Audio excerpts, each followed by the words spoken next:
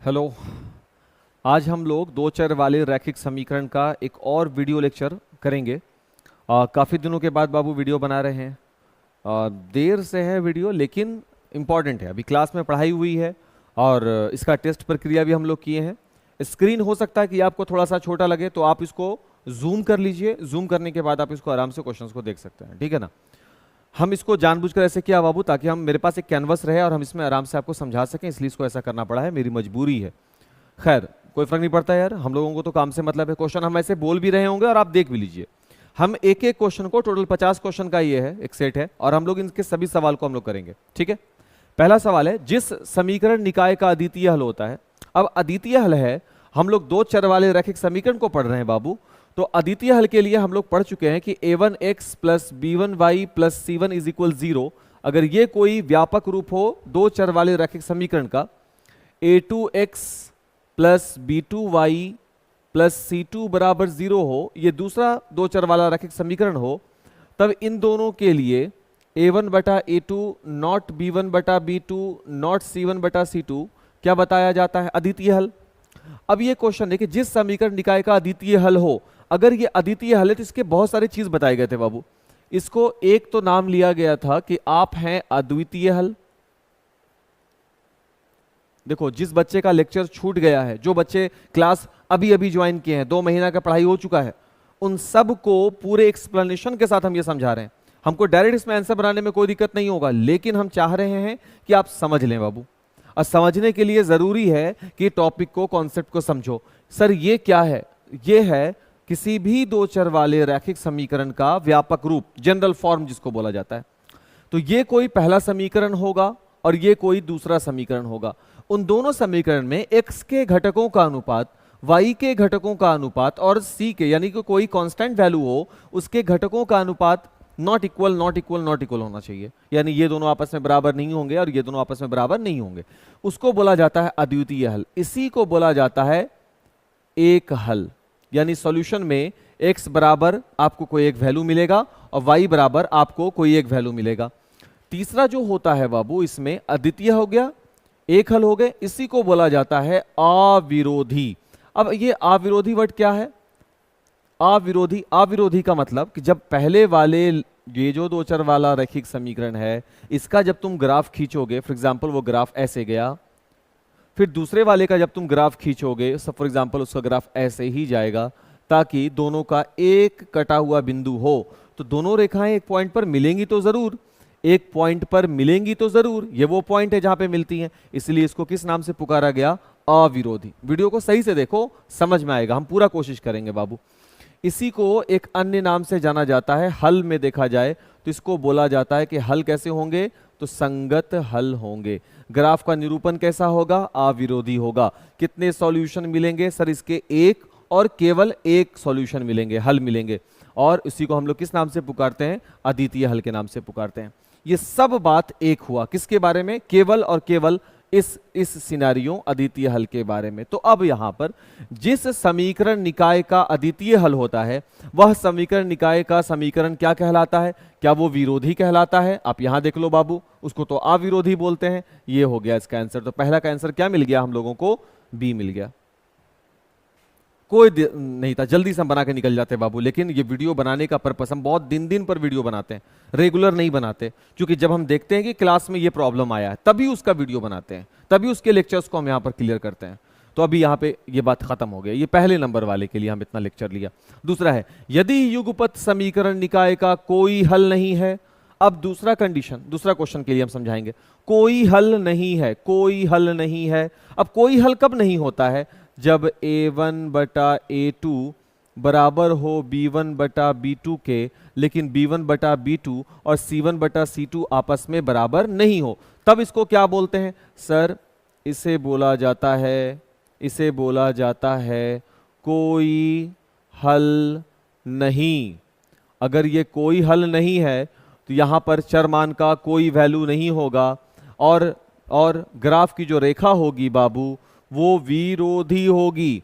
विरोधी का मतलब, अगर कोई समीकरण 1 की ग्राफ की रेखा ऐसे गुजरती है, तो समीकरण 2 के ग्राफ की रेखा भी उतना ही दूरी मेंटेन करते हुई बराबर दूरी को मेंटेन करते हुए निकल जाएगी, यानी समांतर रेखा मिलेगी। कैसी रेखा मिलेगी? समांतर रेखा मिलेगी। उसी प्रकार से बाबू, अब क्योंकि इसका कोई हल नहीं मिलता है, इसलिए इसको हम लोग पढ़ते हैं असंगत हल। इसका कोई हल नहीं, विरोधी, कोई हल नहीं, असंगत। यदि युगपत समीकरण निकाय का कोई हल नहीं हो तो समीकरण निकाय कैसा कहलाएगा? समीकरण निकाय विरोधी है। यहां पर विरोधी आ रहा है, स्क्रीन पे विरोधी लिखा हुआ आता है, विरोधी होगा। ठीक है, दो को डील कर लिया बाबू। अब तीसरा नंबर क्वेश्चन देखो, यदि युगपत समीकरण निकाय का अनगिनत हल हो, ये देखो अनगिनत हल, ये तीसरा कंडीशन है बाबू। देखो 3 क्वेश्चन में आधा, ये जो अध्याय 3 का जो आधा से थोड़ा सा ज्यादा और टॉपिक है ना, वो अभी क्लियर हो गया। अनगिनत हल का क्या कंडीशन है? a1 बटा a2 बराबर b1 बटा b2 बराबर c1 बटा c2, यही है। और अगर ये है इसका हल, किसके लिए बोला जा रहा है बाबू? अनगिनत हल। ये हो गया किसके लिए? आप हो गए सर अनगिनत हल। और बाबू अगर अनगिनत हल होगा, ठीक, तो उसके ग्राफ की रेखा होगी आश्रित। आश्रित माने डिपेंडेबल। एक लाइन ग्राफ का ऐसे जाएगा तो दूसरा वाला लाइन भी ग्राफ का उसी के ऊपर चला जाएगा पूर्ण रूप से। यानी पहले वाले समीकरण में ग्राफ के जितने पॉइंट्स होंगे उतने ही दूसरे वाले के होंगे, इसलिए इसको बोला जाता है इनफाइनाइट सॉल्यूशन, अनंत हल, अनगिनत हल। ग्राफ की रेखा आश्रित होगी और हल को असंगत ना बोलकर इसमें क्या बोला जाएगा? संगत। देखिए हुआ। अब देखो 3 बातें हो गई। अब यहां पर तीसरा का आंसर सी हो जाएगा ऑब्वियसली। अब इन्हीं के रेफरेंस से बहुत सारे क्वेश्चंस को हम लोग डील करेंगे, इसलिए इसका स्क्रीनशॉट पहले ले लो। 3, 2, 1 हो गया स्क्रीनशॉट। अब आ जाइए यहां, समीकरण निकाय a1x plus b1y plus c1 बराबर 0 और a2x plus b2y plus c2 बराबर 0 का अनगिनत हल होगा। यही समीकरण दिया हुआ है, उसका अनगिनत हल होगा तो ये कंडीशन होंगे। अब देख लो कंडीशन कहां है भाई? a1 बटा a2 बराबर b1 बटा b2 बराबर c1 बटा c2 अनगिनत हल होंगे। यस सर, डी हो गया आंसर, बन गया। नेक्स्ट, समीकरण निकाय दिस एंड दिस का अद्वितीय हल होगा। अद्वितीय हल के लिए यह देखो यहां कंडीशन बनाया हुआ बाबू, a1 बटा a2 नॉट, यहां देखो नहीं है, ये तो समांतर रेखा के लिए है, कोई हल नहीं। ये अनगिनत हल का है, ये भी कोई हल नहीं, ये बना रहा है बाबू, कोई हल नहीं। दोनों कंडीशन हो सकता है, इसका भी हो सकता है, इसका भी हो सकता है, दो ही पद दिया हुआ, बट ये तो है ना अद्वितीय के लिए। ध्यान दो, a1 बटा a2 नॉट b1 बटा b2, तीनों में a1 बटा a2 नॉट b1 बटा b2 किस में आता है? सर अद्वितीय में आता है। डील हो गया ना अद्वितीय का। छठा नंबर देखो, समीकरण निकाय, ये तो हो गया भाई। अच्छा ये नहीं हुआ, ये नहीं था, ये दूसरा लगा दिया, सॉरी। हाँ, समीकरण निकाय a1x प्लस b1y बराबर c1 और दिस का कोई हल नहीं। कोई हल नहीं कब होता है? या देखो कोई हल नहीं जब दो गो बराबर तीसरे के बराबर नहीं होगा, तो दो गो बराबर तीसरे के बराबर नहीं। यहां देखो बाबू, a1 बटा a2 बराबर b1 बटा b2 नॉट c1 बटा c2। स्क्रीन पर आना चाहिए भाई, आ ही रहा है। हमको थोड़ा लगता क्या है कि कहीं अचानक से ब्लर वगैरह हो गया तो बच्चा लोग को दिक्कत हो जाएगा। हो गया यहां तक, जूम कर लोगे बाबू जहां दिक्कत लगे। 7 नंबर, यदि समीकरण निकाय दिस और दिस का आलेख एक दूसरे को एक निश्चित बिंदु पर प्रतिच्छेद करे। दो समीकरण का नाम दिया गया बाबू, उसका जो आलेख है, ये आलेख बनाए हैं तीनों का, उसका जो आलेख है वो एक निश्चित बिंदु पर क्रॉस करता हो। बाबू निश्चित बिंदु पर क्रॉस तो हमको यहां दिख रहा है, करता हो या प्रतिच्छेद करे, तो समीकरण निकाय का हल होगा। कितने हल मिलेंगे? सर समीकरण निकाय के एक हल होंगे। बोले ना कॉन्सेप्ट साफ, कभी दिक्कत नहीं होगा। एक पॉइंट पर प्रतिच्छेद करती है, एक हल होंगे, अद्वितीय हल होगा, अविरोधी बोलेंगे, संगत हल होगा। क्लियर हो गया। अब देख लो भाई उसमें क्या है, एक और केवल एक हल, यानी वन एंड ओनली, एक और केवल एक, वन एंड ओनली वन हल होंगे। तो ये 7 का बी हो गया। यदि समीकरण निकाय दिस तथा के, समीकरण निकाय इतना तथा के आलेख समांतर होंगे। नहीं, देखो ये क्वेश्चन इनकम्प्लीट क्वेश्चन है, बट आलेख अगर समांतर है, अगर आलेख समांतर, क्वेश्चन रॉन्ग है 8 नंबर, बट बात समझो, अगर आलेख समांतर है तो हल होंगे। कैसे हल होंगे? कोई हल नहीं होगा, अद्वितीय हल होगा, अनगिनत हल होगा। कोई हल नहीं होगा, अद्वितीय हल होगा, अनगिनत हल होगा। समांतर है, कोई हल नहीं होगा। सर कोई हल नहीं होगा, ए होगा इसका आंसर, क्योंकि क्वेश्चन रॉन्ग है, हम मानते हैं ये बात, लिखा हुआ इनकम्प्लीट है, रॉन्ग नहीं है बल्कि इनकम्प्लीट क्वेश्चन है, बट फिर भी हम लोग के सामने जो चीज है ऑप्शन तो समझने के लिए ठीक है, अभी समझना ही तो है।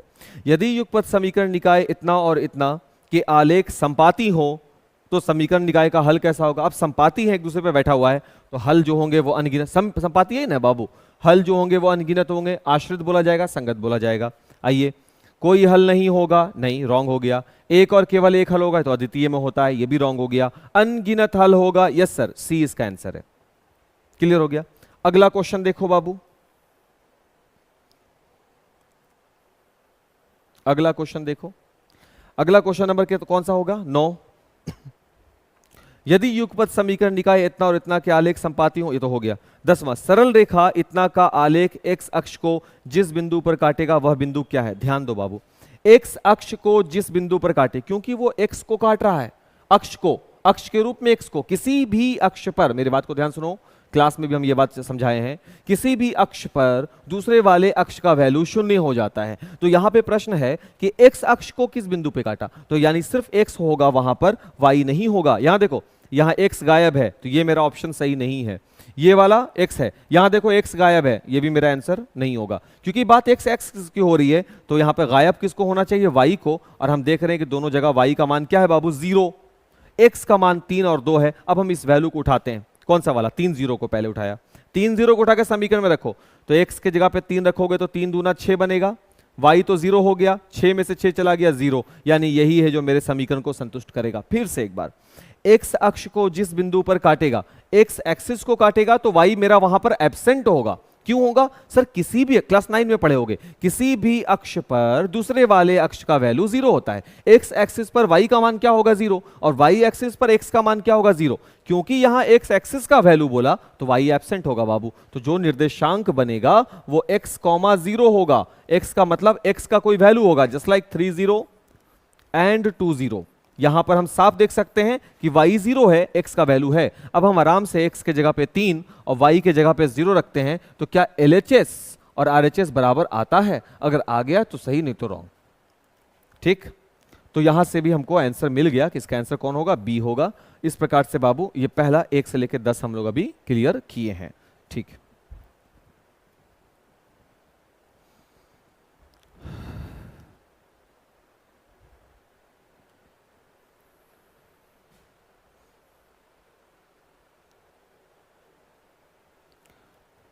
चलिए अब अगला शुरू करते हैं बाबू, 11 से लेकर के 20 के बारे में। सरल रेखा दिया हुआ है 2x - 3y - 6 = 0 का आलेख y अक्ष को किस बिंदु पे काटता है? तो y एक्सिस को काटेगा बाबू, क्योंकि हम अभी जस्ट आपको बताया, तो x का वैल्यू एब्सेंट होगा वहां पर, तो वो हो जाएगा x की जगह पे 0 और y का मान होगा 0, y होगा। अब y के कोई भी अलग अलग मान हो सकते हैं, बट x मेरा 0 होगा, तो x मेरा 0 होगा, ये वाला आंसर हो सकता है, और x मेरा 0 होगा, ये आंसर हो सकता है। यहां देख बाबू, यहां y को ही एब्सेंट कर दिया, ये आंसर नहीं होगा, यहां y को ही एब्सेंट कर दिया, ये भी आंसर नहीं होगा। तो a और c में कोई आंसर होगा। अब हम a के वैल्यू को लेके यहां रखते हैं जैसा, तो a का वैल्यू x तो 0 हो गया, y 2 होगा, तो -6 -6 नहीं आया। बट जैसे ही ये वाला 0 3 रखते हैं, अरे कुछ तो गड़बड़ है, 2x - 3y - 6 है, x -6 -12 हो जाएगा, 3 रखेंगे तो ज्यादा ही हो गया, y के जगह पर 3 रखेंगे तो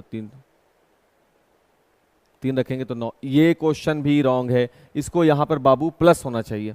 जब ये प्लस होगा तब रखेंगे तो 6 में से 6 चला जाएगा 0, तो ये आंसर बनेगा। बाबू ये क्वेश्चन रॉन्ग है।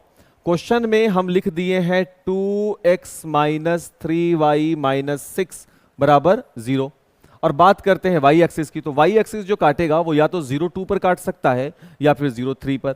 तो बाबू जब हम 0 2 यहां रखते हैं तब भी RHS के बराबर नहीं आता, और 0 3 रखते हैं तब भी बराबर नहीं आता। इसका मतलब कि क्वेश्चन में थोड़ा सा मॉडिफिकेशन की जरूरत है। यहां पर क्या हो जाएगा? वैल्यू प्लस, यानी ये क्वेश्चन बाबू रॉन्ग है, तो इसका भी आपको +1 मिल जाएगा। क्वेश्चन नंबर 12 पे देख लो भाई, क्या है? समीकरण निकाय x = 5 और x = -4 के कितने सॉल्यूशन होंगे? भाई ये तो खुद ही बोल दिया कि हम x = 5 है, तो y इसका एब्सेंट होगा, यानी रिजल्ट आएगा 5, 0। ये फिक्स वैल्यू है, x = 5 फिक्स हो गया। अगर x बराबर -4 है बाबू तो y ऑलरेडी एब्सेंट है, तो यहाँ नहीं, ये वैल्यू बनेगा -4 0। तो ये भी फिक्स वैल्यू है, तो इसके कितने हल होंगे? जो वैल्यू फिक्स हो जाए बाबू उसके कितने सॉल्यूशंस बनेंगे? एक ही सॉल्यूशन ना बनेंगे, तो इसका आंसर क्या हो जाएगा? इसके कितने हल होंगे? एक हल होंगे।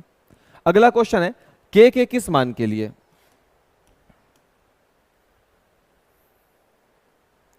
अगला है k के किस मान के लिए समीकरण निकाय, समीकरण भी दिया हुआ बाबू, समीकरण निकाय 2x + 3y 2x + 3y = 7 तथा kx + 9y = 15 का अद्वितीय हल होगा। क्वेश्चन बोल दिया बाबू, अद्वितीय हल होगा, है ना। सबसे पहला चीज जो आपको पकड़ना है ना वो ये कि इस समीकरण में a1 का वैल्यू 2 है, b1 का वैल्यू 3 है और c1 का वैल्यू जब 7 को इस तरफ ले आएंगे तो -7 है। इस वाले में a2 का वैल्यू k है बाबू, b2 का वैल्यू 9 है और c2 का वैल्यू -15 है जब ये इस तरफ आ जाएगा। सही। अब हम अद्वितीय हल, क्योंकि प्रश्न बोला अद्वितीय हल, देखो बहुत आसान है ऐसे वाले क्वेश्चंस को बनाना। अगर अद्वितीय हल बोला है तो तुम अद्वितीय का शर्त लगा दो ना, फिर a1/a2 बराबर b1/b2 बराबर c1/c2, लग गया अद्वितीय। अब इस अद्वितीय को बनाना शुरू करेंगे हम, ठीक है। चलिए बनाते हैं। a1/a2 यानी 2/k, not b1/b2 3/9, not c1/c2 -7/-15, क्योंकि k का मान निकालना है तुमको यहां से मिल जाएगा, अगर मैथ थोड़ा बहुत जानकार है मैथ के तो ये हो जाएगा बाबू 2 × 9/3 नॉट k यहां चला गया, बाकी वैल्यूज को एक तरफ ले आए, 3 से 3 बार में कट गया तो हमको रिजल्ट आ रहा है k06। अद्वितीय हल के लिए था k06 और k06 हमको दिख गया यहाँ पर, तो आंसर बन गया बी का। अगला क्वेश्चन है k का मान निकालना है, जाकि ये कैसा हो जाए? अनगिनत हल। अनगिनत हल का शर्त क्या है भाई? पहले तो आपको लिखना पड़ेगा 3x + 4y = 5, तो a1 = 3, b1 = 4 और c1 = -5। ये काम हो गया। दूसरा, इस वाले समीकरण को लिखना पड़ेगा, तो उसके लिए हम डायरेक्ट लिख रहे हैं a2 = 6, b2 = k और c2 = -10। बोर नहीं होना बाबू, बोर नहीं होना। टीचर जब पढ़ा रहा हो बोर नहीं होना है कि वीडियो को स्किप कर गए। अगर सच में देखने का मन देखो नहीं तो पूरा वीडियो को स्किप कर जाओ एक बार में। अनगिनत हल का कंडीशन है बाबू a1/a2 बराबर b1/b2 बराबर c1/c2, तो ये हो गया 3/6 बराबर 4/k बराबर -5/-10। अब यहां पर बाबू k का मान निकालना है, इधर से भी निकाला जा सकता है और इधर से भी, दोनों तरफ से हम k के मान को निकाल सकते हैं। तो अब ये बन गया sir k = 4 × 6/3, 3 2s, k = 4 2s 8, तो k बराबर 8 होगा। अगर ऑप्शन मिल जाएगा तो आगे काहे ला बनाएंगे, बन गया। अगर रहता दोनों ऐसा वाला ऑप्शन रहेगा तब बाबू आपको इधर भी हल करना पड़ेगा, तो ये हो जाएगा 4 × -10/-5 बराबर k, इन दोनों के पक्ष के लिए 5 से 2 बार में, तो k बराबर यहां से भी हमको 8 ही मिला है, तब तो भाई कोई दिक्कत है नहीं। अगला क्वेश्चन है क्वेश्चन नंबर 15। स्क्रीनशॉट ले लो भाई, सॉरी। अच्छा मेरा हाथ आ रहा है, हट जाते हैं भाई। हाँ ठीक है, अब आगे बढ़ते हैं। हम भूल गए थे बाबू, मिटा देते तो फिर दिक्कत था ना, फिर याद नहीं आता, फिर उस टाइम का क्वेश्चन मिस हो गया। क्वेश्चन नंबर 15, फिर k का मान निकालने के लिए संपाती हो। संपाती कब होता है बाबू? जब अनगिनत हल होते हैं। ये सब आपको याद रखना पड़ेगा। अगर यही याद नहीं, कोर याद नहीं, तो नहीं होगा, काम ही नहीं बन सकता। तो k का मान निकालना है बाबू। यहां पर अगर ये हमको सही दिख रहा हो, अगर ये हमको दिख रहा है x दिख रहा है कि 2x है बाबू, ये x होगा शायद, x है, ठीक, हम x मान रहे हैं। तो a1 बराबर 1, b1 बराबर 2, c1 बराबर -7, a2 बराबर 2, b2 बराबर k, c2 बराबर -14। तो अब संपाती है, तो a1/a2 बराबर b1/b2 बराबर c1/c2, तो 1/2 बराबर 2/k बराबर -7/-14। हमको ऐसा लग रहा है ना कि रिपीट क्वेश्चन है। खैर k निकालना है बाबू, k बराबर 4 आ गया। संपाती है, k बराबर 4 होगा, k बराबर 4 हो जाएगा। लग रहा है जैसे कि एक ही चीज चल रहा है बार बार ना। रैखिक समीकरण इतना का हल होगा। हल चेक करने के लिए x और y का जो मान दिया हुआ होता है ना, उस मान को समीकरण में रखो। तो x की जगह पे 5 रखेंगे 15 हो गया, y की जगह पे 9 रखेंगे 18 हो जाएगा। तो 15 में से 18 जाएगा, -3 + 3 बराबर 0। RHS मिल गया, तो एक ही वैल्यू रखा, इस a के मान को रख करके रिजल्ट निकल गया। तो यही आंसर हो गया। मतलब सर ऐसे क्वेश्चन को कैसे डील करना है बाबू? ऑप्शंस के वैल्यू को उठा करके समीकरण में ले जा करके फेंक देना है, रिजल्ट आ जाएगा। k के किस मान के लिए निम्न समीकरण युग्म का कोई हल नहीं होगा? तो बाबू कोई हल नहीं होने का शर्त है a1 बटा a2 बराबर b1 बटा b2 बराबर नॉट c1 बटा c2। तो अब यहां पे देखेंगे a1 का वैल्यू 1 है बाबू, 17 नंबर बना रहे हैं ना। a1 का वैल्यू 1 है, b1 का वैल्यू कितना है भाई? 2 है। c1 का वैल्यू कितना है भाई? -5 है। अब आ जाइए, a2 का वैल्यू कितना है? 3। b2 का वैल्यू कितना है भाई? k। और c2 का वैल्यू कितना है? 15। देख बाबू, हमको k का मान निकालना है, वो यहां से भी निकल सकता है और यहां से भी। यहां से निकालेंगे तो k बराबर 6 है। अगर ऑप्शन मिल जाता है तो ठीक है, अगर ऑप्शन नहीं मिला तब एक बार चेक करना पड़ेगा। इधर भी ये हो जाएगा 2 × 15 बटे -5 नॉट k 3 से, तो ये बन गया नॉट -6। तो दोनों आंसर बन गया। यहां पर बी भी आंसर है मेरा और सी भी आंसर है मेरा। तो सर ये क्वेश्चन भी एक तरह से रॉन्ग है, क्योंकि अगर दो आंसर है तो ये जरूरी नहीं है बाबू कि सब बच्चा इधर चले। कुछ बच्चे ऐसे भी होते हैं जो इधर वाला वैल्यू को चल सकते थे। क्यों नहीं चल सकते? मैथ में नियम के अलग कोई भी चीज नहीं है, ना तो हम है ना तो आप हैं। तो इसका मतलब कोई बच्चा इस वैल्यू को भी तो चल सकता है ना। तो अगर वो इस वैल्यू को चला तो उसको सी आंसर आ गया, हमको बी आंसर आया, तो दोनों सही है। तो दोनों अगर सही है तो एक ऑप्शन होना चाहिए था जहां लिखा हो बी तथा सी दोनों। यहां पे नहीं है, प्रश्न रॉन्ग है ये। इसका भी +1 आपको मिलेगा। हाँ भाई, मेरा ही बना हुआ क्वेश्चन है, ठीक है। x बराबर 6 y बराबर 4 निम्न में से किस समीकरण का हल है? सर ऐसा जब प्रश्न हो, देखो टाइप्स, क्वेश्चन के टाइप को पहचानो बाबू।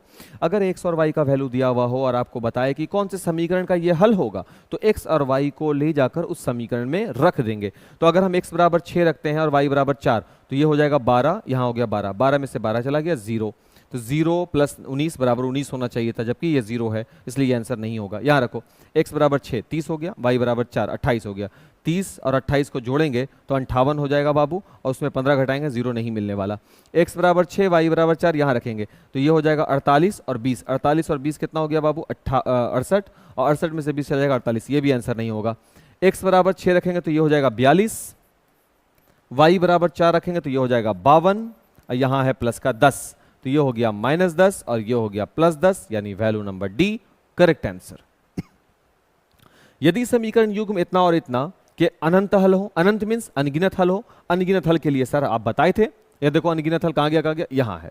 a1 बटा a2 बराबर b1 बटा b2 बराबर c1 बटा c2। क्वेश्चन बोला है अगर अनंत हल हो, अनंत माने अनगिनत हल हो, तो कुछ नहीं करेंगे, हवन करेंगे और क्या करेंगे ना।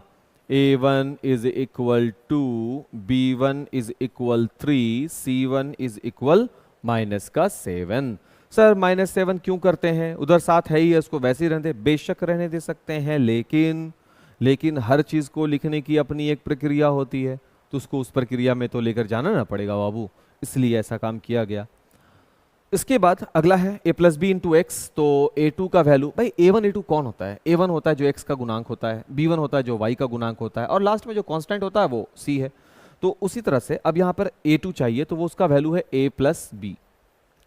b2 अगर हमको चाहिए बाबू तो उसका वैल्यू है 2a - का b, और c2 अगर हम लोगों को चाहिए बाबू तो उसका वैल्यू है -21। अनंत हल के लिए a1 बटा a2 बराबर होगा b1 बटा b2 बराबर होगा c1 बटा c2। तो 2 बटा a + b बराबर होगा 3 बटा 2a - b बराबर होगा -7 बटा -21।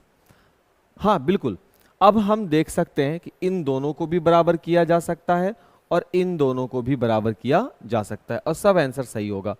करते हैं बराबर, तो इसको हम लिखेंगे 2/a + b is equal 3/2a - b। Cross करेंगे बाबू, 4a - 2b, ये हो जाएगा 3a + का 3b।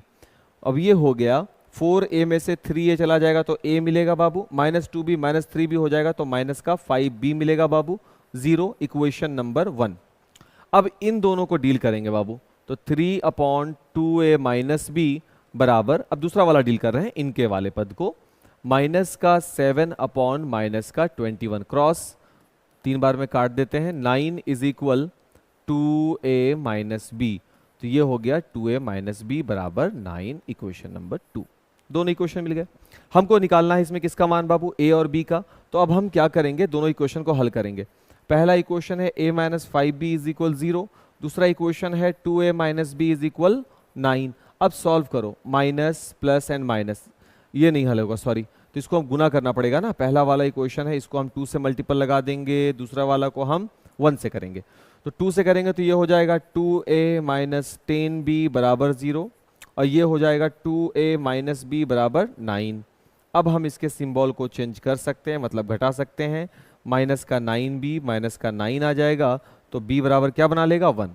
अब यहाँ से हम डायरेक्ट बना सकते हैं कि अगर b का वैल्यू 1 हो जाए तो a का वैल्यू 5 हो जाएगा, तो b का वैल्यू 1 हो गया और a का वैल्यू 5 होगा, ये वाला इसका आंसर बन जाएगा, 19 का a हो जाएगा आंसर। जल्दी बनाए हैं क्योंकि ऑब्जेक्टिव था ना, इसीलिए।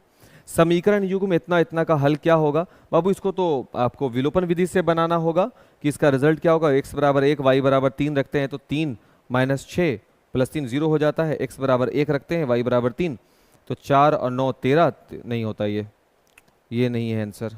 ये देखो करके 5 3 15, हम ऐसे बना रहे हैं जानबूझ करके, तुम चाहो तो इसको विलोपन विधि से हल करोगे, ये हम बता नहीं रहे हैं क्योंकि टाइम लॉस होगा। विलोपन विधि समझ ही रहे हो, जैसे अभी हम आपको ये बनाए हैं ना, बिल्कुल वैसे ही 20 नंबर बना लेना। और आप चारों विधि पढ़े होगे बाबू, सबसे पहले तो विलोपन पढ़े थे, फिर प्रतिस्थापन पढ़ाया गया था, फिर आपको ग्राफ पढ़ाया गया था, और उसके बाद तुलनात्मक विधि भी पढ़ाया गया था। तो ये 4 हैं, प्रतिस्थापन, विलोपन, तुलनात्मक, एक और होता बाबू, एक है आपका विधि प्रतिस्थापन, एक विधि होता है वज्र गुणन, एक विधि होता है विलोपन, एक विधि होता है ग्राफीय, और कुछ किताबों में एक और विधि दिखता है जिसका नाम है तुलनात्मक। तो इन 5 में से आप कोई सी भी एक विधि का यूज करके लिख सकते हो आंसर, अपना आंसर आप निकाल लीजिए। मेरे ख्याल से आप 5 को जान रहे होंगे। एक और जरूरी बात बाबू, एनसीईआरटी के बुक में तुलनात्मक नहीं होता, प्रतिस्थापन, वज्र, विलोपन और ग्राफीय यानी 2 चर वाले रैखिक समीकरण को हल करने की कितनी विधियां होती है अकॉर्डिंग टू एनसीईआरटी बुक, उसमें आपको 4 विधि मिलेगी। बट एक और विधि है जो एससीईआरटी के बुक में आपको मिलता है, वो है तुलनात्मक विधि, जिसको हम समझाए हैं। अगर आप वीडियो में जाएंगे, प्रीवियस लेक्चर्स को देखेंगे, तो आपको मेरे वीडियो लेक्चर्स में बस नीचे ही जाइएगा, स्क्रॉल करते जाइएगा तो आपको दिखेगा तुलनात्मक विधि, जरूर लेक्चर देखिएगा। और अगर इनका आपके पास कमांड नहीं है तो उसी तुलनात्मक विधि के नीचे, उसी के आसपास आपको और लेक्चर्स जाते जाइएगा तो आपको वज्र का, प्रतिस्थापन का, विलोपन का मिलेगा। और अगर फिर भी अगर ज़्यादा दिक्कत हो तो हम वीडियो के डिस्क्रिप्शन में इन सब का लिंक दे देंगे, ज़रूर देखिएगा बाबू, ठीक है ना। लेकिन पहले ये वीडियो देखिए, उसके बाद।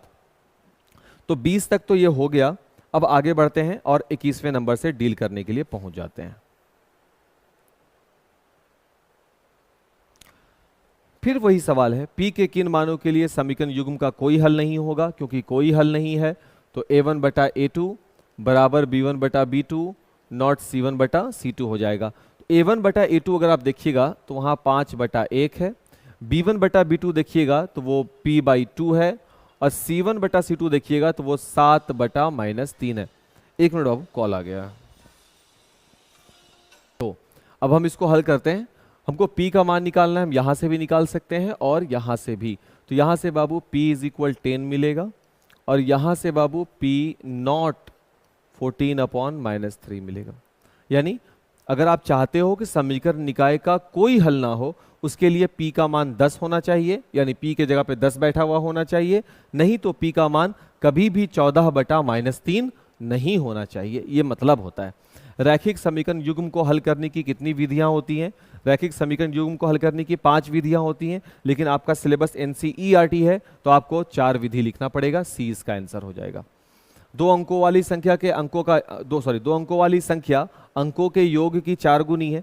अब आप इसको बहुत तरह से बना सकते हैं। एक तो आपको हम डायरेक्ट ऑप्शन से बनाना सिखा देते हैं और उसके बाद हम आपको इसको मैथमेटिकली भी सॉल्व कर देते हैं। दोनों तरीका से हम आपको बताते हैं बाबू कि अगर ये 5 नंबर का आ गया तब भी परेशान नहीं होना है, हम लोग है ना। 2 अंकों वाली संख्या अंकों के योग की 4 गुनी है, अंकों का योग का 4 गुना। तो 2 अंकों वाली संख्या अपने अंकों के योग की 4 गुनी है, तो अंकों का योग यहां करो, कितना होता है 6। देखो ना 2 + 4 करोगे कितना मिला बाबू, 6 मिला। स्क्रीन पे आ रहे हैं, नहीं आ रहा, चलो एनालिसिस करते हैं। पहले ए नंबर ऑप्शन में 42 को उठाया, अंकों का योग बोला, अंकों का योग, अंक 4 + 2 कितना आ गया 6। अंकों के योग की कितनी गुनी है 4 गुनी, कितना आ गया 24। यदि संख्या में देखो 2 अंकों वाली एक संख्या अपने अंकों के योग की 4 गुनी है, जैसे ही अंकों का योग किए उस योग का 4 गुना किए तो आंसर आ रहा है 24। और हम संख्या क्या उठाए हैं यहां पर 42, तो क्या ये और ये दोनों बराबर हुआ, नहीं हुआ, तो ये ऑप्शन रॉन्ग हो गया। बी नंबर ऑप्शन क्या है भाई 24। 2 अंकों वाली संख्या अपने अंकों के योग आ गया योग की 4 गुनी है, 4 से गुना करो कितना आया 24। तो 2 अंकों वाली जो संख्या है ना वो अपने अंकों के योग की 4 गुनी है, तो हाँ वही संख्या है जो अपने अंकों के योग की 4 गुनी है। हो तो रहा है, बट दूसरा कंडीशन भी देखते हैं ट्रू है कि नहीं, वरना कई बार ऐसा होता है कि एक समझ में आएगा दूसरा वाला नहीं होता कंडीशन पे। इसलिए देखो यदि संख्या में 18 जोड़ें, चलिए सर फिर से काम करते हैं। यदि संख्या 24 है में 18 जोड़ें, जोड़ दिया सर 18 जोड़ें तो अंक पलट जाते हैं। पलटने का मतलब इकाई के जगह पे दहाई और दहाई के जगह पे इकाई आ जाएगा। तो हम देख रहे हैं क्या कि यहां पे इकाई में 4 था तो यहां पे इकाई में 2 आ गया, और यहां पे दहाई में 2 था तो यहां पर चेंज हो गया 4, यानी दोनों अपने अपने स्पेस को प्लेस को क्या कर दिया, अदला बदली कर दिया। तो 24 एक ऐसा क्वेश्चन है जो 24 एक ऐसा ऑप्शन है जो इस क्वेश्चन के सभी कंडीशन पर खरा उतरा है, इसलिए आंसर मेरा कौन होगा 24। बात नंबर 1 बनाएंगे कैसे अगर एग्जाम में 5 मार्क्स का पूछा, क्योंकि जनरली ऐसे क्वेश्चंस को 5 नंबर में पूछा जाता है बाबू। हम लिखेंगे सबसे पहले कि माना कि इकाई स्थान का अंक इज इक्वल x, उसी प्रकार से बाबू दहाई स्थान का अंक इज इक्वल y। तो संख्या क्या बना सर, संख्या जो है वो बनेगा दहाई को 10 से गुना करके इकाई को जोड़ देंगे, सही। अब हम एक काम तो ये हो गया, संख्या बन गया। अब प्रश्न पे आ जाओ।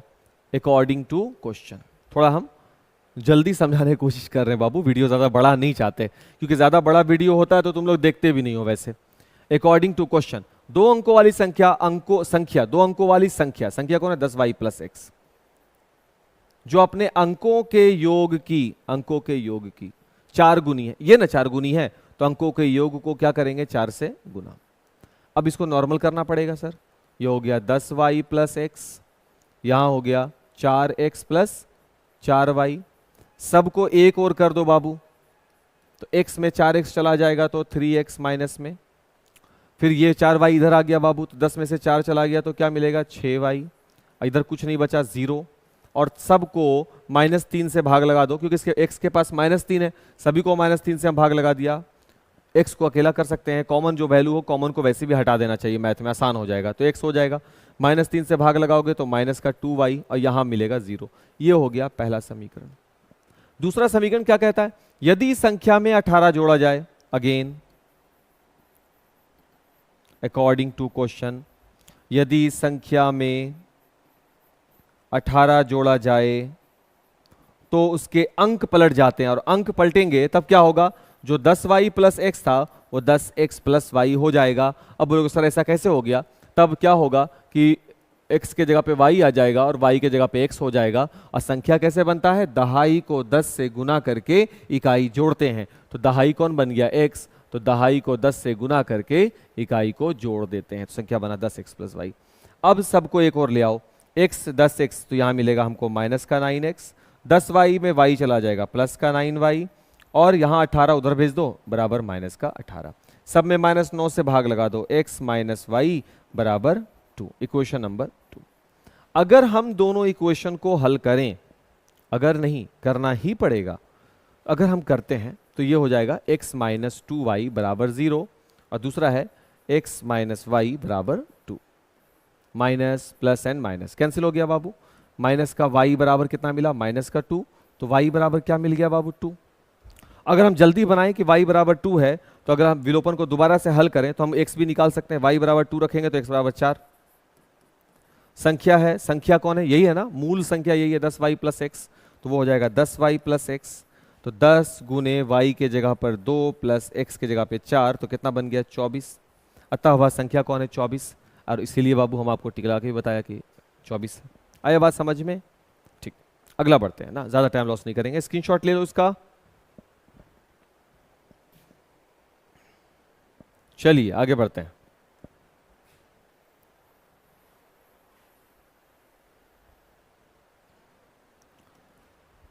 के किस मान के लिए समीकरण युग्म का अनंत हल होगा। अनंत हल के लिए बाबू फिर से वही चीज हम बोलेंगे, a1 बटा a2 बराबर होगा b1 बटा b2 बराबर होगा c1 बटा c2। तो यहां पर 2 बटा a2 का वैल्यू 4 है, b1 का वैल्यू 3 है, b2 का वैल्यू k है, c1 का वैल्यू -5 है और c2 का वैल्यू -10 है। यहां चल सकते हैं सर, 2 दूना 4 हो जाएगा, k बराबर 6 हो गया। यहां भी चल सकते हैं सर, तो यहां भी k बराबर आपको 6 ही मिलेगा। तो इस तरह से k बराबर 6 आपका आंसर हो जाएगा।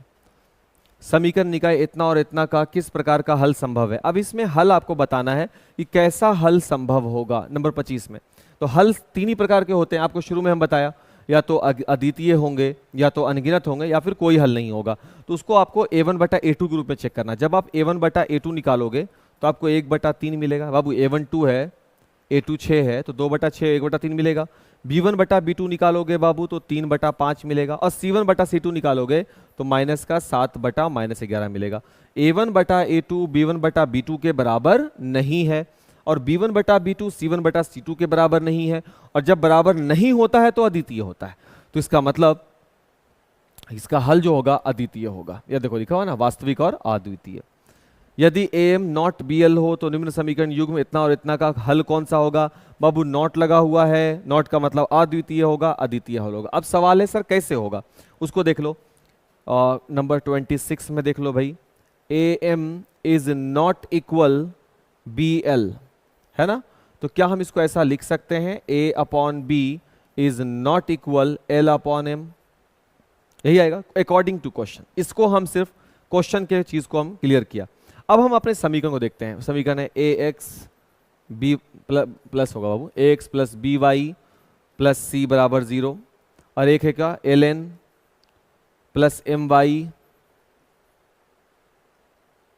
ln नहीं होगा lx होगा, lx प्लस my। क्वेश्चन बहुत रॉन्ग हो गया यार, -n बराबर 0। तो यह a बटा l आएगा बाबू, नॉट b बटा m आएगा बाबू, देख लो, नॉट c बटा n आएगा। अगर ऐसा अद्वितीय के लिए हो तो क्या a बटा l हम इसको और हल करें अगर बाबू, तो हम इसको ऐसे ही लिख सकते हैं, a के बटे में l ले आओ तो a बटा l नॉट b बटा m आ गया बराबर, तो अद्वितीय हल होगा।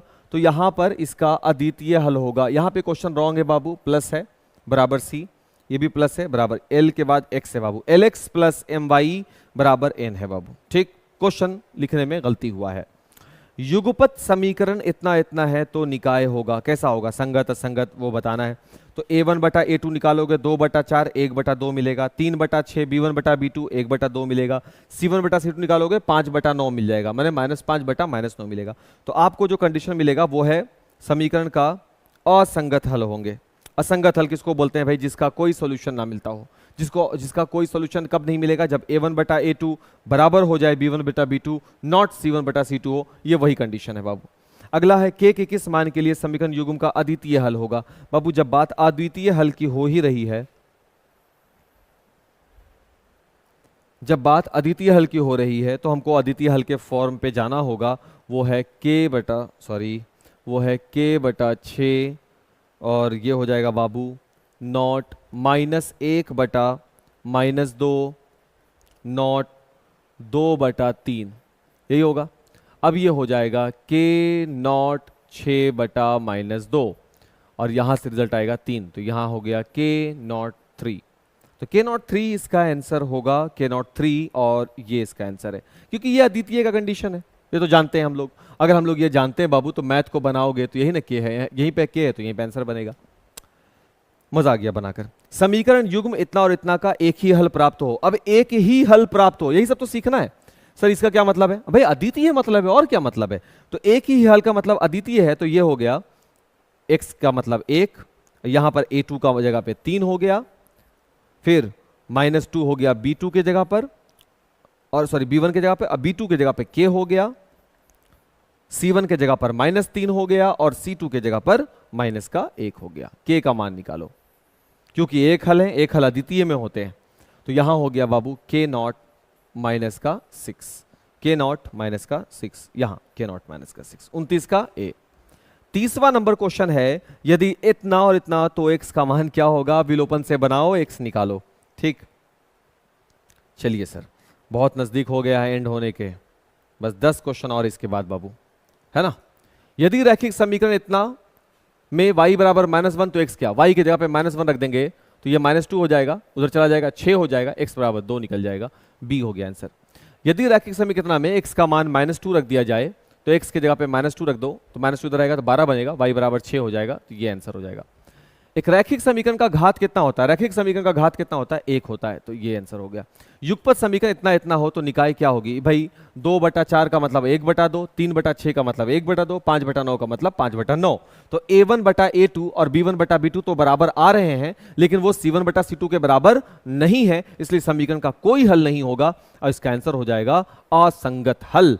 क्योंकि हम आपको बता चुके हैं, हम आपको बता चुके हैं असंगत हल, ये a1/a2 b1/b2 बराबर हो और c1/c2 के बराबर नहीं है, तो हल कौन सा होगा? असंगत हल होगा। ठीक, 35 नंबर, के किस मान के लिए समीकरण इतना और इतना संपाती होंगे? संपाती, आश्रित, अनेक हल, सवेखी को बोला जाता है बाबू। तो संपाती के लिए आपको a1/a2 यानी 1/2 बराबर b1/b2 2/k बराबर c1/c2 -7/-14 करना होगा। और आप देख पाएंगे कि k बराबर 4 है, एक रिजल्ट, दूसरा भी k बराबर 4 ही आता है, तो k बराबर 4 इसका आंसर होगा। समीकरण इतना हो तो x + y का मान निकालें। बाबू आप इसको और इसको विलोपन विधि से पहले आप हल कीजिए बाबू। जब आप विलोपन विधि से हल करेंगे, दो चर वाले रैखिक समीकरण को हल करेंगे, हल करने के बाद आपको x और y दोनों चर मान मिल जाएंगे। उन दोनों चर मानों को x + y अर्थात जोड़ देंगे, जोड़ने के बाद जो वैल्यू आएगा बाबू वही आपका आंसर होगा। यदि समीकरण इतना का हल x बराबर 1 और y बराबर k हो तो k का मान निकालें। देखिए भाई 3x - 2y - 1 बराबर 0 है, यहाँ हमको x बराबर 1 और y के जगह पर k रखने के लिए कह रहा है, रखते हैं। तो 3 के जगह पे 3 हो गया, x के जगह पे 1 - 2 × y के जगह पर k बराबर, सॉरी बराबर नहीं होगा, माइनस में ना, माइनस का k हो गया बाबू। अब बराबर वैल्यू क्या हो गया, माइनस का 1 हो गया बाबू, बराबर 0। यहाँ पर सिर्फ x के जगह पे हम 1 रख दिया और y के जगह पे k रख दिया है। 3 माइनस का 2k माइनस का 1 बराबर 0, माइनस का 2k प्लस का 2 बराबर 0, माइनस का 2k बराबर माइनस का 2, तो k बराबर बाबू हमको मिलेगा 1, और इसलिए यहाँ पर मेरा आंसर होगा 1C। दो चर वाले रैखिक समीकरण का व्यापक रूप क्या होता है? सर दो चर वाले रैखिक समीकरण का व्यापक रूप ax + by + c बराबर 0 होता है। अगर वहां पर हम देखें कि दो चर यहाँ पे ऑप्शन में, तो यहाँ देखो बाबू ax के साथ y चरमान है ही नहीं, यहाँ पर ax भी है, by भी और c भी है बाबू, यही आंसर बनेगा। यहाँ पर x नहीं है, यहाँ पर देखो ax बराबर by दिया हुआ है, ये भी रॉन्ग है। तो यहाँ पर हम क्या देख रहे हैं बाबू कि चर मान के रूप में मेरे पास जो आंसर बना रहा है व्यापक रूप के लिए वो बी आंसर है मेरा, तो 38 का बी हो गया।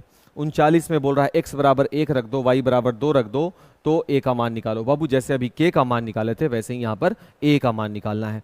यदि x + y बराबर 7 हो और 5x + 12y बराबर भी 7 हो तो x का मान ज्ञात करो। बाबू इसको विलोपन, वज्र, प्रतिस्थापन, ग्राफ, किसी भी तुलनात्मक किसी भी विधि से हल करो यार, और हल करने के बाद इसके आंसर्स को तुम निकाल सकते हो। इसमें एक्सप्लेन करने जैसा कोई चीज़ नहीं है। फिर भी अगर आपको दिक्कत लगता है तो लिंक पे जाइए, डिस्क्रिप्शन पे जाओगे, वहाँ लिंक होगा, वहाँ पर इसके बारे में प्रतिस्थापन, विलोपन के बारे में लिंक आपको मिलेगा, ज़रूर देख लीजिएगा वीडियो अगर आपको समझ में नहीं आता या क्लास आप देर से ज्वाइन किए हैं तो।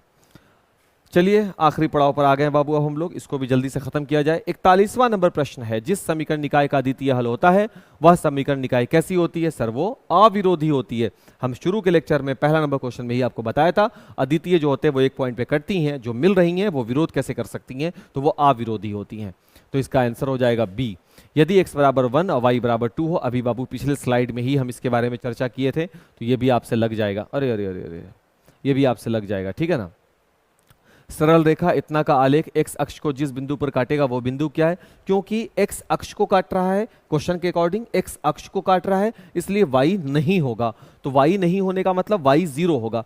यहां देखो y 0 है बाबू, यहां देखो बाबू y 0 है, तो ये और ये दोनों ऑप्शन नहीं होगा। अब इन दोनों में एक वैल्यू को ले जाकर रख दो। जैसे ही तुम यहाँ वैल्यू रखोगे बाबू, तो y के जगह x के जगह पे 3 होगा, तो ये हो जाएगा 3 दूना, यहाँ देखो यहाँ हो जाएगा 3, 3 दूना 6, 6 में 6 चला गया 0, तो यही इसका आंसर बन जाएगा, ठीक है ना। अभी पिछले स्लाइड में एक क्वेश्चन रॉन्ग था बाबू, ध्यान रखिएगा, या वो क्वेश्चन रॉन्ग था, या देखो इतना 50-50 क्वेश्चन एक साथ अकेले रूम में वीडियो बनाया जा रहा है। अगर एक दो क्वेश्चन में मेरे द्वारा बताए गए प्रश्न में अगर कुछ त्रुटि रहेगा तो कमेंट में बता दीजिएगा कि सर आपने जो वीडियो पढ़ाया है, लेक्चर पढ़ाया है, उसके 43 नंबर क्वेश्चन में रॉन्ग है, वो क्वेश्चन आपने गलत पढ़ा दिया है, और आपने कहाँ पर गलत पढ़ाया, मिनट भी बता दीजिएगा कि सर इतना बज के इतना मिनट जो हो रहा है वहाँ पर, उस पॉइंट पर जाके आप चेक कर लीजिए। हम दोनों में कुछ ना कुछ सुधार होगा, ठीक। सरल रेखा इतना का आलेख y अक्ष को जिस बिंदु पर काटता हो, क्योंकि काट रहा है y अक्ष को, x एब्सेंट होगा, तो या तो ये आंसर होगा जहां x एब्सेंट है, या तो ये आंसर होगा जहां x एब्सेंट है। अब इन्हीं दोनों में से कोई एक वैल्यू को रखते हैं। जब हम 0-2 को रखते हैं तो x के जगह पे 0 हो गया, ये तो खत्म हो गया। y के जगह पे 2 रखेंगे तो 6, 6 में से 6 चला गया तो 0 मिल न गया, तो यही इसका आंसर होगा। समीकरण निकाय x बराबर 5 और x बराबर -4 के हल की संख्या कितनी होगी? सर इसके एक और केवल एक ही हल होंगे। k के किस मान के लिए समीकरण निकाय के संपाती रेखा को प्रदर्शित करेगा? क्योंकि रेखा संपाती बनानी है बाबू, इसलिए a1 बटा a2 बराबर होगा b1 बटा b2 के, जो बराबर होगा c1 बटा c2 के। अगर हम इसको नॉर्मल करें, संपाती बाबू, संपाती आश्रित बोलते हैं, है ना, तो इसका वैल्यू हो जाएगा k = 6, और नहीं तो हाँ हर बार k बराबर 6 ही मिलता है, तो ये इसका आंसर हो जाएगा। k के किस मान के लिए समीकरण इतना और इतना का एक अद्वितीय हल होगा? बाबू बात अद्वितीय हल की हो रही है, फिर से आपको a1 बटा a2 नॉट b1 बटा b2 नॉट c1 बटा c2 करना है, क्योंकि क्वेश्चन बोला बाबू अद्वितीय हल के लिए, तो ऐसा करना पड़ेगा। तो k नॉट क्या मिल गया? 6 मिल गया, और k नॉट 6 ऑप्शन भी है, अपना मैथ बन गया।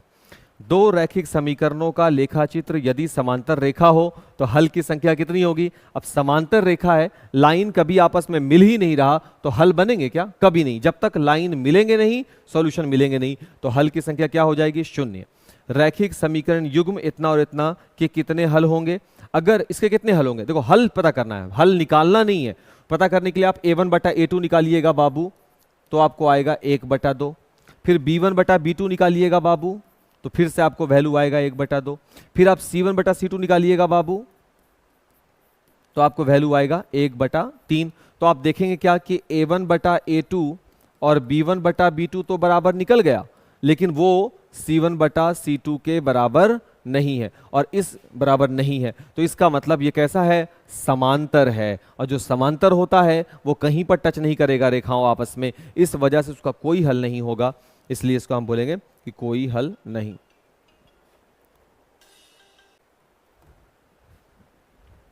चलिए अगला देखते हैं बाबू।